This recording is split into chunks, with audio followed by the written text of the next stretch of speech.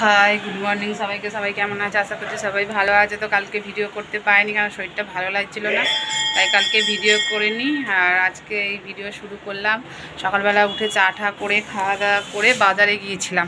তো এখন এই বাজার থেকে আসলাম। যা জিনিসপত্রের দাম বেড়েছে বাজারে, কিছু জিনিসে বলতে গেলে হাত দেওয়াই যাচ্ছে না। রসুন হয়ে গেছে 250 টাকা কিলো, আর আদা তোমার এক জায়গায় জিজ্ঞাসা করলাম, মানে আমি জিজ্ঞাসা করিনি, বলছে 250 টাকা কিলো, আর আরেক জায়গা থেকে নিলাম 150 টাকা কিলো। বুঝতে পারছো তাহলে কী সব জিনিসের দাম। আর এই বারান্দা থেকে ভিডিওটা শুরু করেছি। যারা যারা আমার ভিডিওটা দেখছে তারা তারা সাবস্ক্রাইব করে দিও, লাইক করো, কমেন্ট করো, জানিও কেমন হয়েছে ভিডিওটা। চলো কী বাজার করলাম একটুখানি তোমাদের সাথে শেয়ার করে নিই। আর যারা যারা সাবস্ক্রাইব করে তাদের অসংখ্য ধন্যবাদ। যারা যারা সাবস্ক্রাইব করো তারা তাড়াতাড়ি করে সাবস্ক্রাইব করে দাও। তো চলো দেখি। আর মেয়ে নিজেই ম্যাগি বানিয়ে খেয়ে চলে গেছে, পড়তে গেছে সময়ের সাথে। আর আজকে করবো হচ্ছে ঘুগনি করবো। বাজার থেকে কুমড়ো শাক এনেছে, দেখো অর্ধেক খেয়েছে, অর্ধেক খাইনি, নিজেই রান্না করে খেয়ে গেছে। এখানে ঘুগনি মটরটা সিদ্ধ করে রেখে গেছি। তো চলো দেখাই কি বাজার করে আনলাম। কত দাম বেড়ে গেছে, আর হাত দেওয়া যাবে না। এটা নিয়ে এসেছি কুমড়ো শাক। সত্যি কুমড়ো শাকটা খুব ভালো দেখলাম, খুব নরম নরম।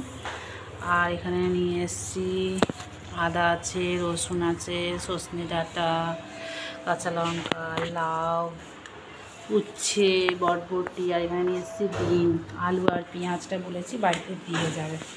তো চলো করে নিই রান্না। দেখো এখানে মেয়েকে বলে গেছিলাম আলুগুলো ভিজিয়ে রাখবি, নাহলে কালো হয়ে যাবে, তাই এখানে জলে আলুগুলো ভিজিয়ে রেখেছে। আজকে করবো রাত্রের জন্য ঘুগনি করবো, আলু ভাজবো, টকের ডাল করবো, আম নিয়ে এসেছি ওই বাজার থেকে। আর করবো কুমড়ো শাকটা।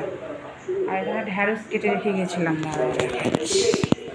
এরপর ঢ্যাঁড়সটা কেটে রেখে গেছিলাম। বাট আজকে আর ঢ্যাঁড়সটা করবো না, কেন এত কিছু করলে তো খেতে পারা যাবে না বলো, সেই গরমে নষ্ট হবে। আবার আজকে কালকে নিরামিষ, কালকে আছে লুচি খাওয়ার দিন, অসুখ ষষ্ঠী।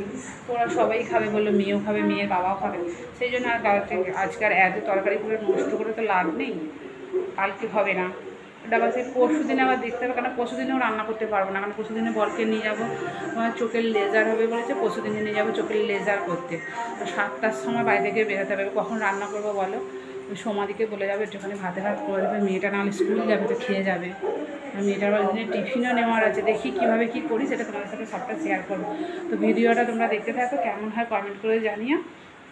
আর লাইক কমেন্ট শেয়ার করতে কিন্তু ভুলো না, সাবস্ক্রাইব করতে কিন্তু একদমই ভুলবে না। চলো টাটা। কদিন ধরে ভিডিও দেওয়া হয় না, আজকে এটাই দিয়ে দেবো।